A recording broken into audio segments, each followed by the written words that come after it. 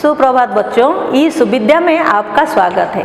हम राष्ट्रकवि मैथिली शरण गुप्त जी के द्वारा रचित मनुष्यता कविता को अध्ययन कर रहे हैं। आप जैसे कि जानते हैं, मनुष्यता कविता के माध्यम से राष्ट्रकवि हमें त्याग, बलिदान, मानवीय एकता, सहानुभूति, उदारता, करुणा के जैसे गुणों का संदेश दे रहे हैं। उनके अनुसार निस्वार्थ भाव से जीवन जीना तथा परोपकार करना ही सच्ची मनुष्यता है। तो मनुष्यता के पहले भाग में हमने ये पढ़ा कि जो मनुष्य सिर्फ अपने लिए ही जीता है वो जानवर के साथ समान है।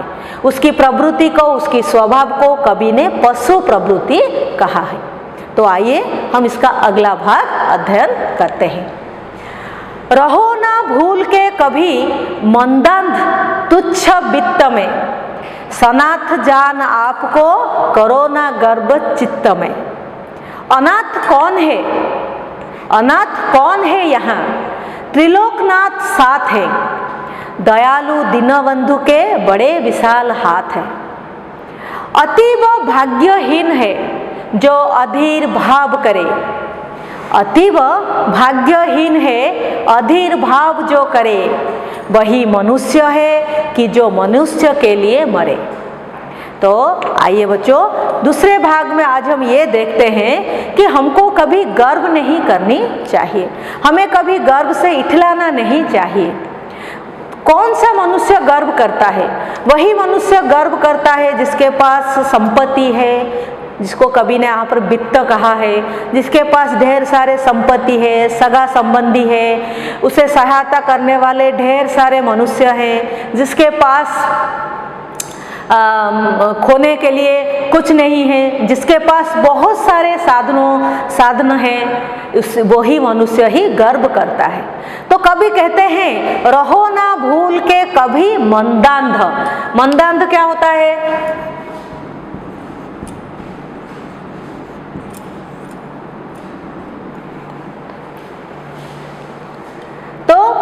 जो गर्व से अधीर होता है, जो गर्व करता है, जो गर्व से अंधा है।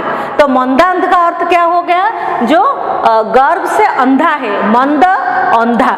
तो गर्व से अंधा है। कौन गर्व से अंधा हो जाता है? उसे कुछ दिखाई नहीं देता है। तो मैं से जैसे कहा कि जिसके पास मित्र और परिवार हैं, जिसके वो जो बहुत बलवान होता है, जिसके पास सगा संबंधी हैं, जिसके पास बहुत संपत्ति है, तो वही गर्व करता है।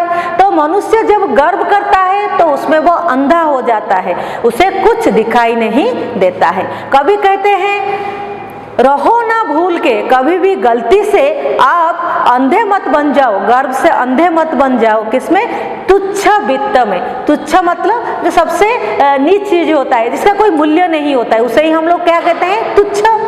तो तुच्छ, ये वित्त, ये संपत्ति, ये धन, ये हमेशा हमारे पास नहीं रहता है।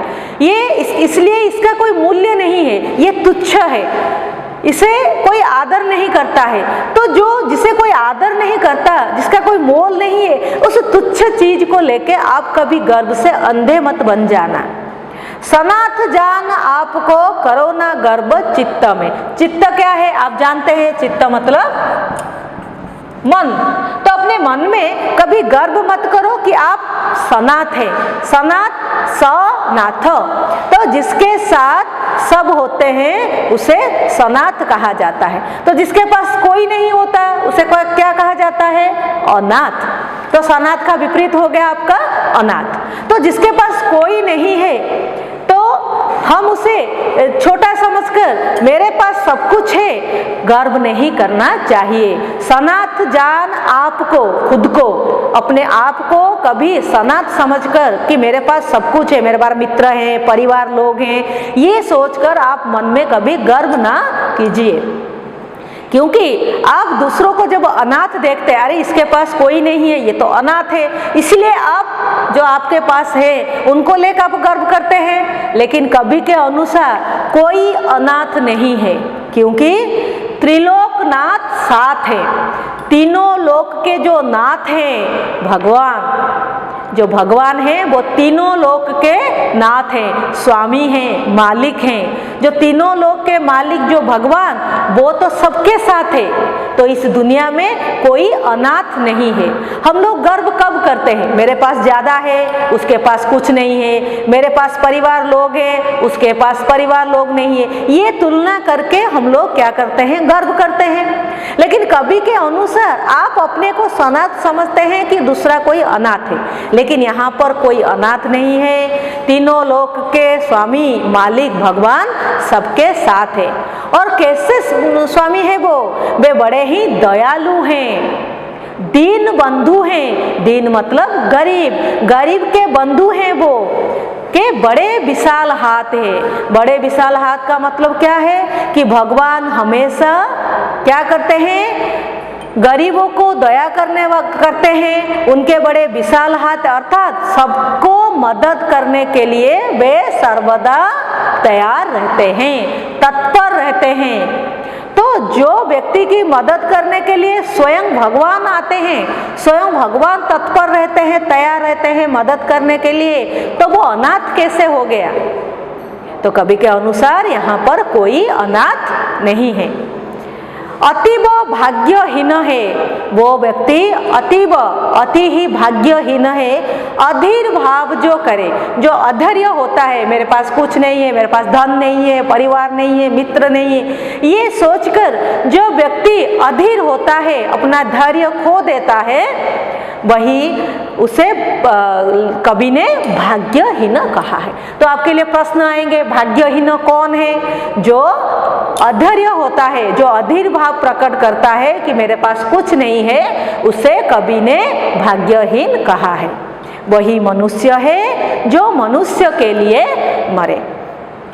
तो कवि के अनुसार इस जो भाग को हमने पढ़ा, इसका अर्थ अगर हम समझने की कोशिश करें, अगर इसको हम सरल भाषा में समझाएं, तो क्या होगा कि संपत्ति के लोभ में पड़कर हमें कभी गर्व नहीं करनी चाहिए। कुछ अपने मित्र और परिवार आदि लोगों को देखकर अपने आप को बलवान समझते हैं, क्योंकि इस संसार में कोई अनाथ या गरीब नहीं होता है। वे लोग समझते हैं कि इस संसार में अनाथ हैं, गरीब हैं, और मैं अनाथ हूँ और मेरे पास सब कुछ है, वित्त है, संपत्ति है, इसलिए वे गर्व करते हैं। लेकिन कवि के अनुसार ऐसे नहीं करनी चाहिए, क्योंकि यहाँ पर कोई भी अनाथ या गरीब नहीं है। क्यों? कोई भी अनाथ या गरीब नहीं हो सकता, क्योंकि ईश्वर जो तीनों लोक के स्वामी हैं, मालिक हैं, वे हमेशा सबके साथ रहते हैं। वे बड़े ही दयालु हैं, उन्हें दीनबंधु कहा जाता है, क्योंकि वे गरीबों के बंधु हैं, गरीबों को दया करने वाले परम मित्र हैं, जो कि बड़े ही दयालु हैं। उनके बड़े विशाल हाथ हैं, अर्थात वे सबकी मदद करने के लिए सर्वदा तत्पर तथा तैयार रहते हैं। तो आप कभी अधीर ना होकर अहंकारी मत बन जाइए। जो अधीर होकर अहंकारी बन जाता है, वो तो सच में भाग्यहीन है।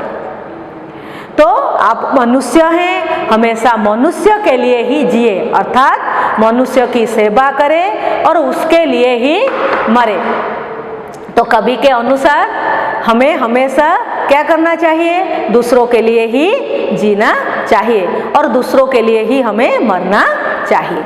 तो आज के लिए बस इतना ही। धन्यवाद।